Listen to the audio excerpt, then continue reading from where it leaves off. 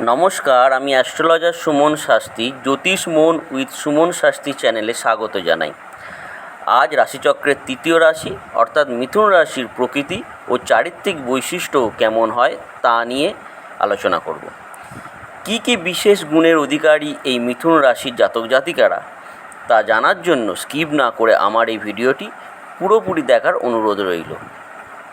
এই রকম জ্যোতিষশাস্ত্রের সম্পর্কিত ইনফরমেটিভ ভিডিও দেখার জন্য আমার চ্যানেলটিকে সাবস্ক্রাইব করুন এবং পাশে থাকা বেল আইকনটি অন করে দিন। এবার ফিরে আসা যাক আমাদের মূল আলোচনাতে। মিথুন রাশিকে ইংরাজিতে জেমিনি বলা হয়। এর প্রতীক বা সিম্বল হলো একজন পুরুষ ও একজন স্ত্রীর যুগল মূর্তি। এই প্রতীক থেকে আমরা অনুমান করতে পারি যে এদের মধ্যে একটি দ্বৈত ভাব বা দ্বিস্বভাব রয়েছে।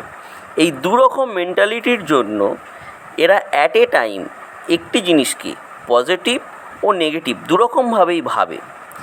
এই দ্বৈত মানসিকতার দ্বারা চালিত হওয়ার কারণে এরা বেশিরভাগ সময় সঠিক ডিসিশান নিয়ে উঠতে পারে না।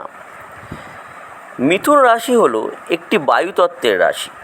বায়ু বা এয়ার যেরকম সব জায়গায় বিরাজমান, এদের ভাবনা চিন্তাও সেরকম সুদূরপ্রসারী ও বহুমুখী হয়ে থাকে। মিথুন রাশির অধিপতি গ্রহ হলো বুধ।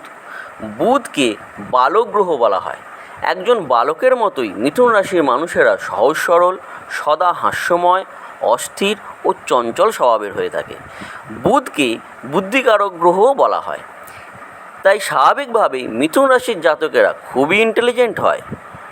অ্যাডাপ্টেশন পাওয়ার এদের মধ্যে যথেষ্ট পরিমাণে দেখতে পাওয়া যায়। নতুন জিনিস শিখতে এদের খুব বেশি সময় লাগে না। এরা অ্যাটেনশন শিকার হয়ে থাকে।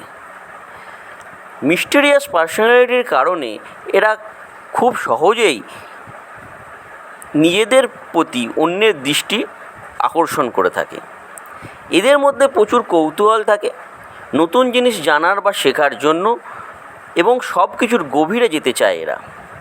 কিন্তু কোনো একটি নির্দিষ্ট বিষয়ে এরা সম্পূর্ণভাবে মনোনিবেশ করতে পারে না। এরা কোনো ডিসিশান নেওয়ার পরেও সেই কাজ পুরোপুরি কমপ্লিট করে উঠতে পারে না। এরা একই সাথে একাধিক কাজ করতে পারে, আবার ইন্টারেস্ট না পেলে সেই কাজ ছেড়ে দিতেও পারে। মিথুন রাশির জাতকেরা ঘুরতে বেড়াতে খুব ভালোবাসে। ট্র্যাভেলিংয়ের শখ এদের প্রচুর থাকে, যা বয়সের সাথে সাথে প্রত্যেক দিন বাড়তে থাকে। এরা একা থাকতে একদমই পছন্দ করে না, তাই এদের বন্ধু সংখ্যাও যথেষ্ট হয়। এরা সবাইকে খুব তাড়াতাড়ি নিজেদের বন্ধু ভেবে ফেলে, আবার কিছুদিন পরে তার সাথে মতের অমিল হলে সেই বন্ধুত্ব সেখানেই শেষ হয়। জীবিকা বা প্রফেশন হিসেবে মিথুন রাশির জাতকদের ব্যবসা করা উচিত। এরা খুব বিজনেসম্যান ভালো হয়ে থাকে। এদের মধ্যে সেলসম্যান স্পিরিট লক্ষ্য করা যায়। এক কথায় এরা বেচুবাবু হয়ে থাকে। এরা একজন টাগমাতার লোককেও চিরুনি বেচে দিতে পারে। এছাড়া অ্যাকাউন্টেন্ট, রিপোর্টার, ওকালতি, আইটি সেক্টর, রিসেপশন, অর্থাৎ যেখানেই কমিউনিকেশন ফিল্ড সেখানেই এদের বিচরণ সর্বত্র। এরা এই ফিল্ডে খুবই সাকসেসফুল হয়ে থাকে। এরা কারো আন্ডারে কাজ করতে পছন্দ করে না, স্বাধীনভাবে থাকতে বা কাজ করতে এরা ভালোবাসে। এরা কখনো কখনো একটু বেশি বেহিসেবি হয়ে থাকে। খুব একটা ভেবেচিন্তে টাকা পয়সা খরচ করে না। বাড়িতে আত্মীয় স্বজন, বন্ধুবান্ধবকে নিমন্ত্রণ করে খাওয়াতে বা অতিথি আপ্যায়ন করতে এরা খুব ভালোবাসে। কাল কি হবে ভেবে এরা আজকের আনন্দটাকে নষ্ট করে না। জীবনকে একবার হলেও রিস্ক বা আনসার্টেনিটির দিকে নিয়ে যায়। এদের বাসস্থান পরিবর্তন হওয়ার চান্স থাকে জীবনে। বেশিরভাগ মিথুন রাশির জাতকের প্রেম যোগে বিবাহ হয়ে থাকে। মিথুন লগ্নে জাত ব্যক্তিদের পঞ্চমপতি শুক্র যদি মিথুন রাশিতে থাকে, তাহলে এদের জীবনে একাধিক প্রেম আসতে পারে।